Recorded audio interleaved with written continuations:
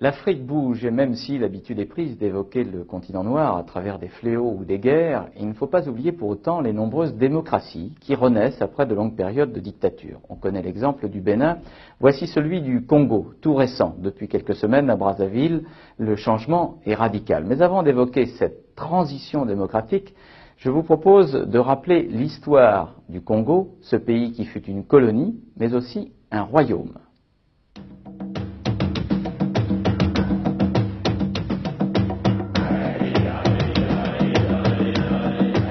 Le royaume Congo, composé de différents groupes ethniques, connaît dès le XVe siècle une période de troubles et d'instabilité. L'arrivée des Européens, avec en premier lieu les Portugais, marque le début de l'esclavagisme et d'une importante traite négrière. Privé d'une partie de sa population, le royaume s'affaiblit. Le roi Makoko est contraint de signer un traité de protectorat avec Savorgnan de Brazza, explorateur au service de la France. 4 ans plus tard, en 1885, à la conférence de Berlin, la mainmise française sur le territoire est confirmée. Commence alors une longue période de colonisation. L'organisation administrative du Congo français se met en place progressivement au début du XXe siècle. C'est à un commissaire général qu'est confié le gouvernement de ce qui deviendra en 1910 l'Afrique équatoriale française, l'AEF. L'exploitation de la majorité des terres est confiée à différentes compagnies concessionnaires. Rapidement, les dirigeants de ces sociétés commettent des abus. Ils cherchent à tirer le maximum de profit des ressources naturelles du pays. Le caoutchouc et l'ivoire font l'objet de nombreuses convoitises. Mais face aux abus des colons, les populations locales remettent en cause le régime de l'indigénat, de la colonisation. Ici et là, des signes d'exaspération apparaissent. Dans les villages, on se réunit, on en discute. C'est surtout entre les deux guerres que la France se préoccupe du sort de sa colonie. La métropole s'attache alors à promouvoir la santé et l'éducation sur le modèle français, en envoyant sur place du personnel qualifié, enseignants, médecins, infirmières. C'est aussi l'époque de la construction de nouvelles routes. Celles-ci facilitent l'écoulement de la production de la brousse. Puis les colons entreprennent la construction du chemin de fer Congo-Océan. Le but, faciliter le transport des ressources naturelles du nord au sud, de Brazzaville à Pointe-Noire. Il faut 13 ans pour construire cette œuvre. Des travaux pénibles, puisque c'est au prix de milliers de vies, celles entre autres d'Africains déportés, que s'achève la construction. Désormais, il ne faut plus 40 jours, mais 40 heures pour relier le nord au sud. Depuis l'actuelle Centrafrique jusqu'à l'actuelle ville de Brazzaville, le fleuve Congo était navigable. Mais à partir de Brazzaville, le fleuve n'est plus navigable. Mais à un moment donné, il a fallu faire un chemin de fer. De Brazzaville, donc, jusqu'à Pointe-Noire. D'où le nom d'ailleurs, Congo-Océan. Congo étant le fleuve, non pas le pays, le fleuve Congo jusqu'à l'océan Atlantique. Qu'est-ce qu'on a fait? On a fait venir des gens du Cameroun et même du Tchad. Imaginez des Tchadiens du nord du Tchad. Seuls les Toubous ont échappé parce qu'ils sont nomades. Mais des Tchadiens. Non seulement des gens de la savane, mais également des gens du désert, qu'on a fait venir en pleine forêt vierge pour le faire travailler sur le chemin de fer. Mais ils sont morts de quoi? De dépression nerveuse, de pneumonie, de tuberculose, de lèpre, de paludisme, de dysenterie. Ils sont morts également parce qu'ils ont dû affronter des bêtes qu'ils ne connaissaient pas chez eux, des serpents qu'ils ne connaissaient pas. Ils ont affronté surtout également un climat qu'ils ne connaissaient pas. Imaginez un lapon venant en Méditerranée, c'est quelque chose quand même. Donc tout ça, ça a fait une sorte de, je ne dirais pas un massacre, mais une tragédie de l'histoire de la colonisation en Afrique. Engagé aux côtés de la France dans les deux grands conflits mondiaux, Brazzaville devient en 1940 la capitale de la France libre, ce qui contribue grandement à son développement. C'est dans cette même ville que se réunit en 1944, autour de Charles de Gaulle, la conférence de Brazzaville. Et où donc cette conférence devait-elle se réunir, sinon ici, à Brazzaville, qui fut pendant de cruelles années littéralement le refuge de notre honneur. Cette conférence marque le premier pas important dans l'émancipation des peuples d'Afrique, le premier pas vers l'indépendance. D'ailleurs, dès cette époque, la France adopte une série de réformes qui visent à conduire par étapes les territoires coloniaux à une autonomie totale.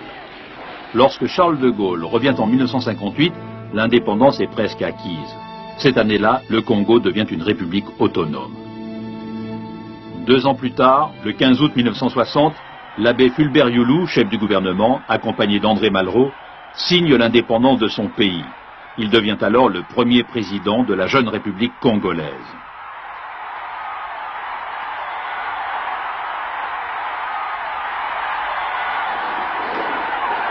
Désormais libéré du joug français, le Congo de l'abbé Fulbert Youlou s'attache à mettre sur pied son gouvernement. Brazzaville est à présent la capitale d'un petit pays de tout juste 1 million d'habitants. L'État doit prendre en charge des fonctionnaires en trop grand nombre maintenant, et il cherche à attirer les capitaux occidentaux. Fulbert Youlou doit faire face à une situation sociale et économique qui tente à se dégrader. La décision du président d'imposer en août 1963 un système de parti unique met le feu aux poudres. En 3 jours, le régime est renversé. La grève générale décrétée le 13 août entraîne l'emprisonnement de plusieurs leaders syndicaux. Le mouvement tourne alors à l'émeute et les grévistes tentent de libérer leur chef. Quand le 15 août, les manifestants encerclent le palais présidentiel, l'abbé Fulbert Youlou est contraint de démissionner. Le soir même est constitué un gouvernement provisoire dont la présidence est confiée à Massamba Deba, un jeune instituteur. La révolution est victorieuse. Mais la nouvelle équipe dirigeante est disparate. Il y a ceux qui se réclament du marxisme et les modérés autour de Massamba Deba. Les jeunes marxistes créent un parti, le MNR, Mouvement National de la Révolution, afin de partir, comme ils le prétendent, à la conquête des masses. Petit à petit, le marxisme se met en place et rapidement Brazzaville entretient des relations diplomatiques avec les pays socialistes. La Chine, notamment, envoie ses hommes sur place. Cette période est marquée par une montée en puissance de l'armée. Entre les révolutionnaires et les militaires, le chef du gouvernement, Massamba Deba, n'arrive pas à affirmer son pouvoir. En 1968, Marienne Gouabi le remplace à la présidence. Je m'engage, en me guidant le principe marxiste, à défendre les statuts et la Constitution, à consacrer toutes mes forces au tirant des idéaux prolétariens du peuple congolais. L'arrivée de Marienne Gouabi marque la naissance de la République populaire du Congo. Dès 1969, le Parti congolais du travail se crée et s'impose au peuple.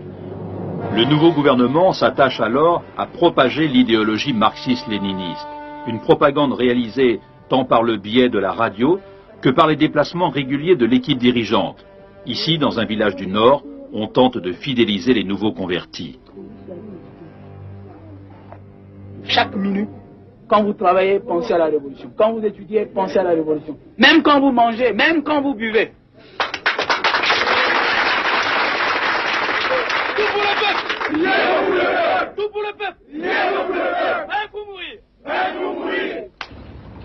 L'assassinat de Ngouabi en 1977 porte Joachim Opango à la présidence.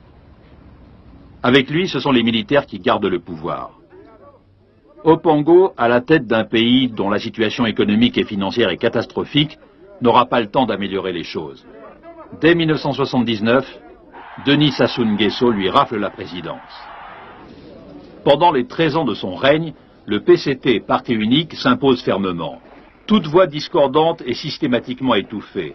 On recensera 3000 assassinats sous son mandat. L'euphorie économique du début des années 80, grâce à la découverte d'importantes ressources pétrolières, ne durera pas. Tandis que les difficultés économiques s'aggravent, les États occidentaux, notamment la France, se mettent à discuter leur soutien à Sassou Nguesso. En 1990, une grève générale déclenchée par la Confédération syndicale marque un coup d'arrêt dans la politique de Sassou Nguesso. Devant le mécontentement populaire, Nguesso est contraint d'instaurer le multipartisme et de convoquer dans ce but une conférence nationale. Le Congo pense ainsi s'ouvrir à la démocratie.